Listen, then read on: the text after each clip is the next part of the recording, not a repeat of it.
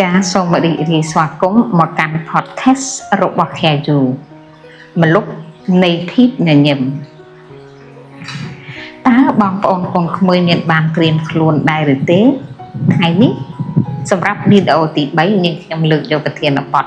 គឺការរៀបចំខ្លួនសម្រាប់វ័យមាសដែលជាវ័យចាស់ហើយយើងតែងហៅវ័យមាសគឺជាវ័យដែលផូរផង់បំផុតសម្រាប់ជីវិតរបស់យើងចំណុចដែលមនុស្សយើងត្រូវតែហ៊ានសម្លឹងមើលការពិតនោះបញ្ហាធំបំផុតគឺដែលគ្រួសារភាគច្រើននៅកម្ពុជាយើងកំពុងតែជួបប្រទះតែមិនមែនមកពីបញ្ហាភាពចាស់នោះទេបញ្ហាត្រង់ថាកង្វះនៃការត្រៀមខ្លួនទុកជាមុនជាទូទៅយើងច្រើនតែពុំសូវចាប់អារម្មណ៍ដោយទុកឲ្យពេលវេលាកន្លងហួសម្នាក់តែងតែចាត់ទុកថាភាពចាស់របស់ខ្លួននៅពេលវេលាវែងតទៅទៀតណាស់ហេតុដូច្នេះហើយបានធ្វើឲ្យពេលវេលាដើរទៅមុខហួសប៉ុន្តែតាមពិតទៅការដែលយើងមិនមានផែនការច្បាស់លាស់ត្រឹមត្រូវនិងត្រៀមរួចរាល់សម្រាប់ខ្លួនឯងនោះគឺហាក់បីដូចជាខ្លួនឯងកំពុងតែរងចាំទទួលនៅវិបត្តិដែលអាចកើតមានឡើងគ្រប់ពេលសម្រាប់គ្រួសារនីមួយៗឥឡូវនេះការត្រៀមខ្លួនដែលនាងខ្ញុំនឹងលើកយកមកជម្រាបជូនក្នុងពេលបន្តិចទៀតនេះរួមមានកត្តាសំខាន់ចំនួន3ទី1គឺផែនការសុខភាពដែលបានតាមដានជាប្រចាំបើសិនជាលោកអ្នកមិនទាន់មានការតាមដានសុខភាពពីមុនមកទេត្រូវតែផ្លាស់ប្ដូរការគិតផ្នត់គំនិតនេះត្រូវតែប្រែប្រួលទៅតាមបរិបទសង្គមនៃសម័យបច្ចេកវិទ្យាគឺលោកអ្នកត្រូវតែតាមដានគ្រប់ពេលវេលាទី2ការត្រៀមលក្ខណៈផ្នែកហិរញ្ញវត្ថុសម្រាប់គ្រាអាសន្នជៀសវាងភាព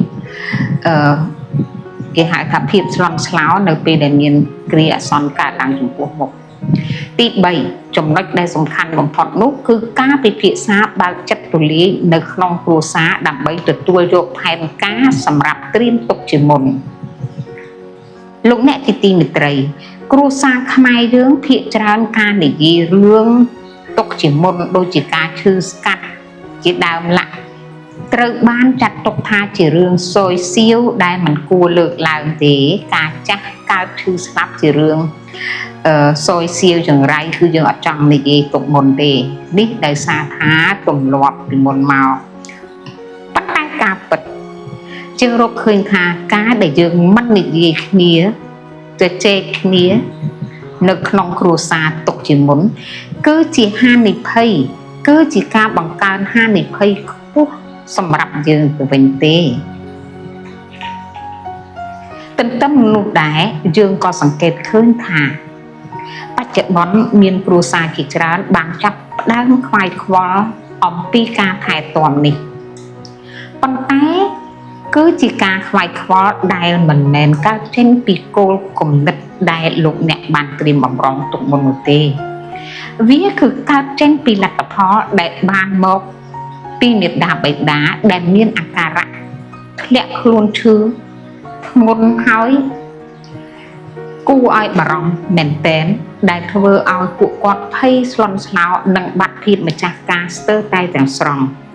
ដោយសារតែទី1ត្រូវការថវិកាច្រើនភ្លាមចាយើងត្រូវការថវិកាយ៉ាងច្រើន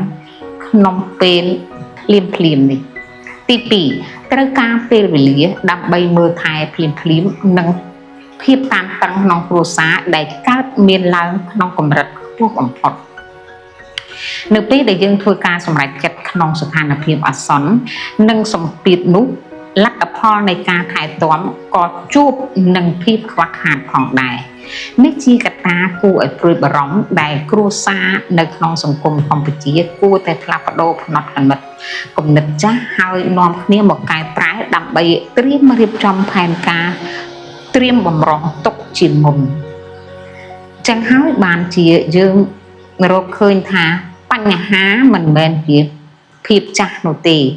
តែបញ្ហាត្រង់ថាគ្រួសារនីមួយអត់បានត្រៀមបំរុងទុកជាមុនចាមានន័យថាអត់បានគិតគូរទុកជាមុន